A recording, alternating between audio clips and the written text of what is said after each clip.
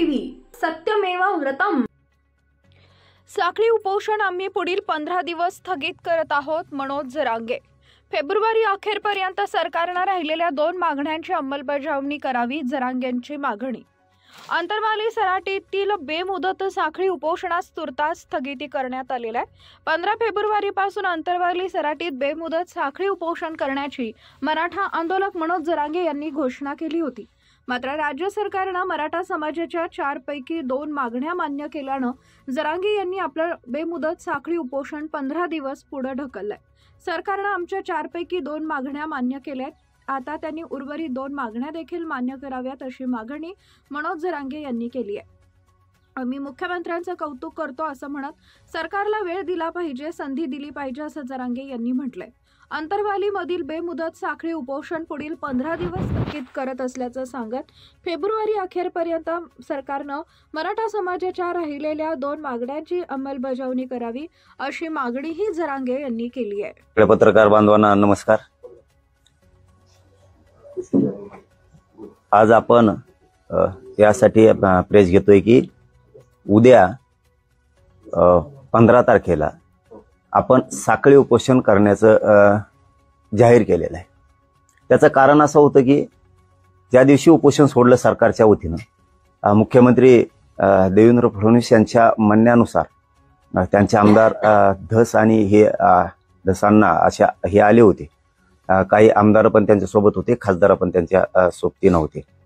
आपण यासाठी ते जाहीर केलं होतं की तात्काळ मागण्याला अंमलबजावणी देऊ असं त्यांचं म्हणणं होतं आणि म्हणून आपण ते उपोषण सरकारच्या मुख्यमंत्र्यांच्या म्हणण्यावरती थांबवलेलं होतं। परंतु 8, 10, 15 दिवस उलटून गेले तरीही अंमलबजावणी होत नव्हती कुठल्या मागणीची। 8 मागण्यांपैकी 4 मागण्याला तातडीनं आणि तात्काळ अंमलबजावणी देऊ असं सांगितल्यामुळे आम्ही उपोषण सोडलं होतं। परंतु ते काय हालचालच करत नव्हते।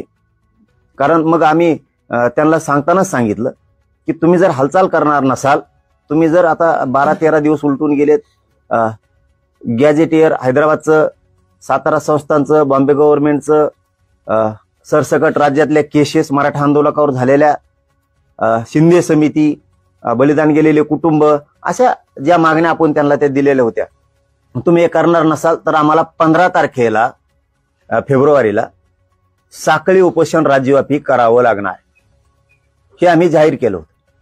परंतु काल 4 मागण्या ज्या मंजूर करणार होती त्यापैकी 2 मागण्याचा शासन निर्णय मुख्यमंत्र्यांनी आणि सरकारनं केलाय की आपले माननीय शिंदे साहेबांची समितीला मुदतवाढ दिली आणि दुसरं की हैदराबादचं गॅजेट, सातारा संस्थांचं आणि बॉम्बे गव्हर्नमेंटचं गॅजेट हे त्यांनी हेही लागू करू म्हणून असं त्याच्यात उल्लेख केलाय, अभ्यास करतायत म्हणून केलाय। म्हणून आता 2 राहिले 4 पैकी, म्हणजे तातडीच्या 4 आहेत आणि राहिलेले हे 3 महिन्याचा वेळ घेतलेला, म्हणजे कन्फ्युजन नको। आज मीडियाच्या बांधवाच्या पत्रकार परिषदेच्या माध्यमातून जाहीरपणानं सांगतो, कन्फ्युजन नको। ह्या 4 मागण्या तातडीनं करतो असं सांगितलेलं आहे आणि सगळे स्वारीची अंमलबजावणी आणि त्याच्याबरोबर राहिलेल्या आणखी मागण्या याच्यासाठी आम्हाला 2-3 महिन्याचा वेळ लागणार आहे। कारण त्याच्यात हरकती आलेल्या आहेत आणि हरकती आल्यामुळे त्याची आम्हाला छाननी करायची आणि ती छाननी करायला 2-3 महिने वेळ लागेल। तर 2 ते 3 महिन्याचा वेळ सगळे स्वारीची अंमलबजावणी आणि राहिलेल्या 3 मागण्यासाठी वेळ द्या असं त्यांचं स्पष्ट म्हणणं होतं आणि त्या व्यासपीठावरती मीडियाच्या बांधवांनी राज्याने हे ऐकलेलं आहे। राहिला विषय त्या 3 महिने आता सगळे सोयरे आणि त्या 3 मागण्यासाठी। दुसरा विषय की या 4 मागण्या ह्या तातडीनं करतो म्हणले, त्यातल्या 2 मागण्या त्यांनी काल शासन निर्णय केलाय। आमचं म्हणणं आहे की तुम्ही आता शिंदे समितीला मुदतवाढ दिली, शिंदे समितीनं रेकॉर्ड शोधला पाहिजे, नुसतं तिला मुदतवाढ देऊन उपयोग नाही। तिला कक्ष स्थापन करून देणं, शिंदे समितीला मनुष्यबळ देणं, अभ्यासक देणं, तिला रेकॉर्ड शोधायला लावणं, जे 4 विभागाला अधिकारी दिलेत व्हॅलिडिटी प्रमाणपत्र देण्यासाठी ते देत नाहीयेत, त्यांना काम करायला लावणं। आता मुख्यमंत्र्यांनी कृती दाखवणं गरजेचं आहे। शिंदे समितीच्या माध्यमातून रेकॉर्ड शोधलेला, नोंदी शोधलेला, प्रमाणपत्र दिलेला, नुसती घोषणा करून मुदतवाढ देऊन आमचं कल्याण होणार नाहीये, समाजाचं भविष्य घडणार नाहीये। तुम्हाला आता तिला पळवायला लावा लागणार आहे, तिला काम करायला लावा लागणार, ही सरकारची जबाबदारी आहे। दुसरं की त्यांनी शिंदे समितीकडे पहिलंच गॅजेट एखाद्या एका शब्दाचे 2 शब्द बोलले जाते.